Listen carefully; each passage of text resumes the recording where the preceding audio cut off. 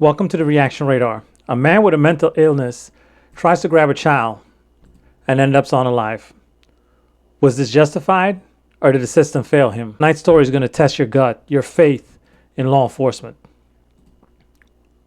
and your belief in second chances. Stay locked in because this one gets personal. Without any further ado, let's jump right into it. Hearing from the sister of a kidnapping suspect who was shot dead by Peoria police. She says her brother needed help but didn't deserve to die. We first brought you this story as breaking news last night at 9. Matthew Cardon was killed by officers after he reportedly tried to steal a woman's baby. And our Lindsay Regas spoke exclusively with his sister and is here with that interview as well as dramatic video from the scene of the attempted kidnapping. Lindsay.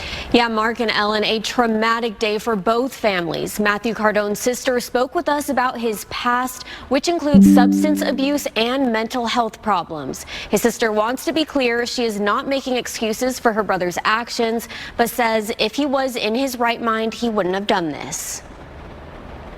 What started as an evening walk for a mother and her young child turned frightening within minutes. As a mother myself, I can't imagine how scary that must have been, and I am so sorry that she went through that, and my heart goes out to her and the dad and the baby. I feel so bad for them. Home surveillance video from a neighbor in the Sweetwater Heights gated community captured 43-year-old Matthew Cardon talking to a woman pushing a stroller with his arms open. The woman continues to walk away and he follows her. Then her screams are heard off camera.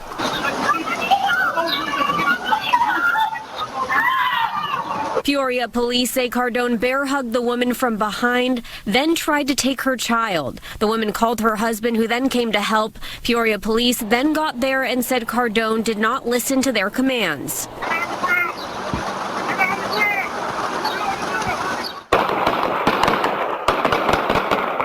I am beyond devastated. I loved my brother like so much, and I will miss him forever.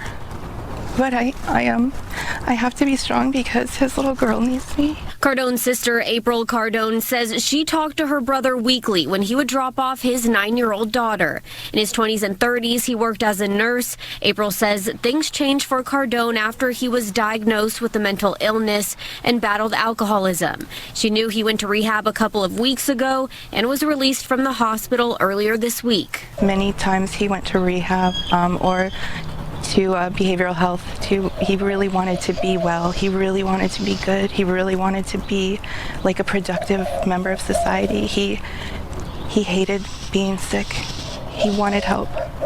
Although she knows what her brother did was wrong, she doesn't believe his life should have been taken. I feel very strongly that police, I know they have a really hard job, but I feel that they need to be better trained to deal with people who have a mental illness. I feel that this situation should have been de-escalated. I want to get your take on this. One, I will give this young lady credit and kudos. She stepped up. She admitted, her brother had some issues. So she's not trying to say that it was just boldly the police officers that, did something out of par, which I'm sure they did not. Now, like I said, I have a lot of friends that are police officers. And quite frankly, how do we get to a happy median?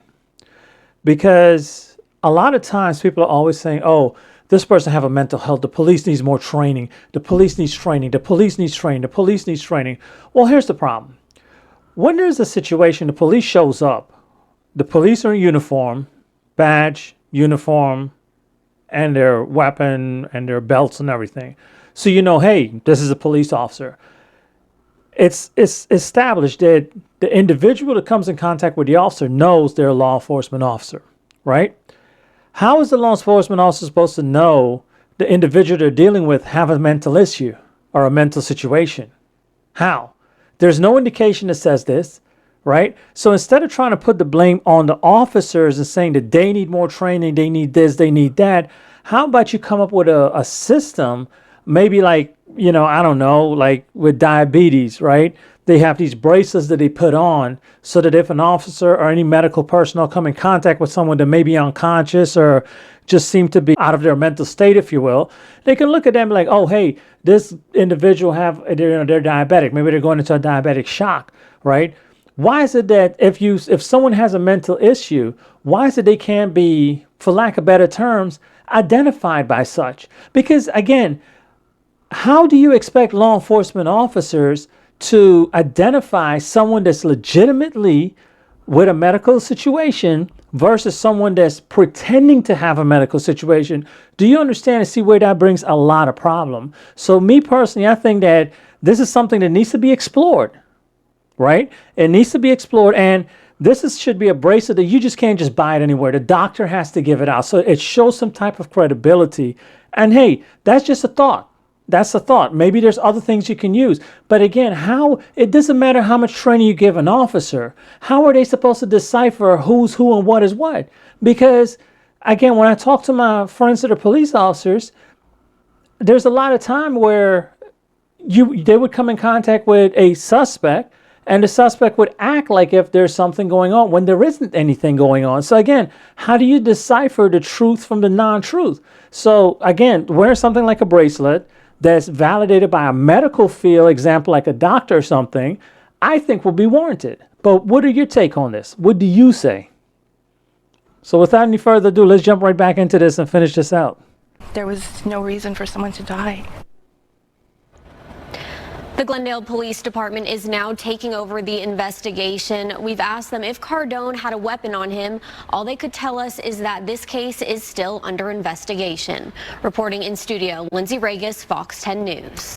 My condolences to the family, but what do you think? Was this a justified use of force against someone that has possibly mental health? Would you have done the same if you were that officer in that moment? Food for thought, folks. Food for thought. This one hits deep, fam. Fear and that fine line between safety and outreach. What do you think? What are your thoughts? Drop your thoughts in the comments. Until next time, remember, like, subscribe, and share. Until we meet again, stay informed and engaged, and keep your radar locked in right here to the Reaction Radar. Have a good one.